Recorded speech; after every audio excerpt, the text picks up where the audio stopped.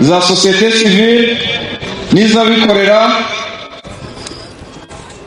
bayobozi dufatanya muri aka karere kacu ka Rubavu, Nganji za Rubavu, bagira ngo mbifurize umunsi mwiza, aho buri wese atekereza ku bubi bwa ruswa agafata n'ingamba zirushijeho zo kuyirwanya. Ndagira ngo buri wese aho yicaye antize ikiganza, akoroye mu kiganza cya mugenzi we, amubwira ati turwanye ruswa.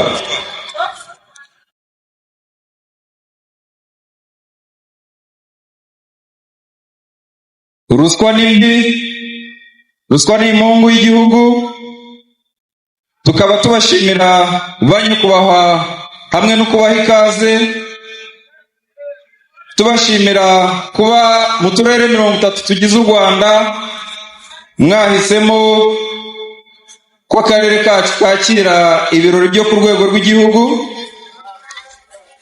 Inganji za Rubavu tukaba tubibona ko ari ikimenyetso cy'uko mushaka ko tuba umusemburo mu kurwanya ruswa aho iva ikagera. Nyakubahwa mushyitsi mukuru, banyakubahwa abayobozi mu nzego zitandukanye, nk'uko mwabibonye ibi birori byatumiwemo ibyiciro bitandukanye bifite aho bihurira no gutanga serivisi, ari nayo nzira abaryi ba ruswa banyuramo bayaka.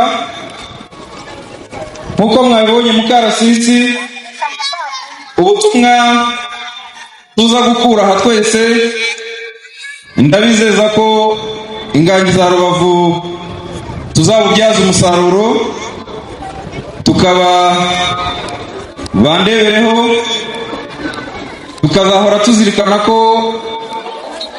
mwaduhisemo kwakira ibi birori kandi ko mutwifuzaho gutanga isomo ku gihugu cyose.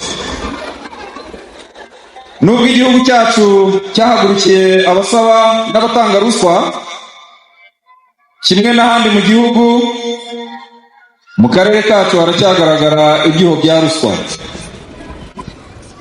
Ahakunze kugaragara harimo kunyereza umutungo wa leta, kwakira no gutanga intonyi, kandi ibi byose bigahurira mu kumunga umutungo wa leta. Umwihariko wa Rubavu mu irembo ry'igihugu, karere kari ku mupaka, kubera ruswa ntiturashobora guhagarika burundu inzira zitemewe zo mu mupaka zinyurwamo n'abatwaye magendu, kandi iyo magendu ikaba ariyo ihagarariye kunyereza imisoro y'igihugu. Twarakoze ariko turacyafite ibyo gukora. Igihe tuzaba tumaze guhashya ruswa burundu, iki kibazo kizakemuka. Ikindi kigaragara ni ugutinza serivisi mu buryo butandukanye, haba mu nzego z'ibanze, haba muri bimwe mu bigo dukorana, ndetse n'abikorera. Hari aho ugera ugasanga bari gutinza serivisi, kandi byose bigamije ko umuntu yibwiriza kugira ngo abone serivisi mu buryo bwihuse.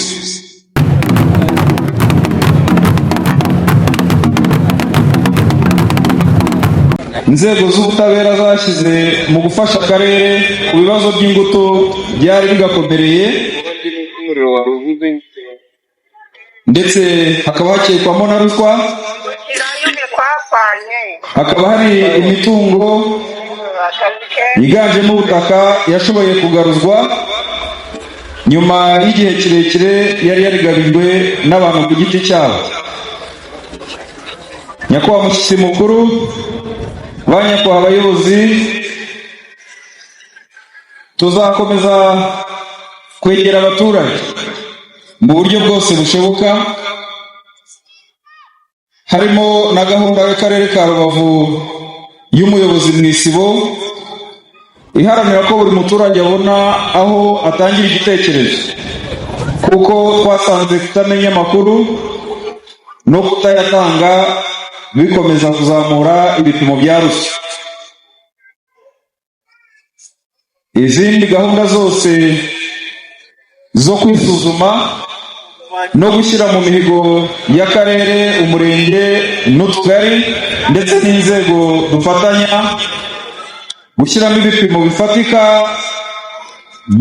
by'ibikorwa byo kurwanya ruswa ku buryo twisuzuma buri gihembwe, buri mezi 6 na buri mwaka.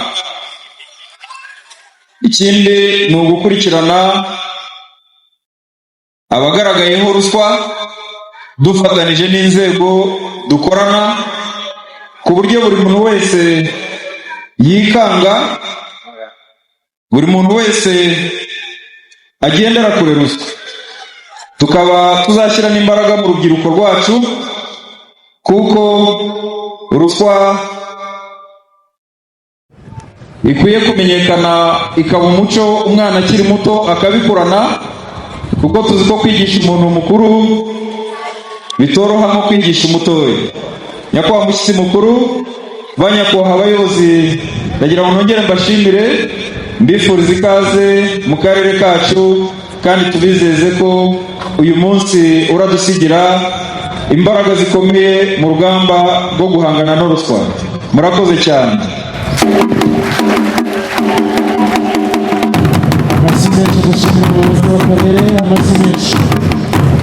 TV3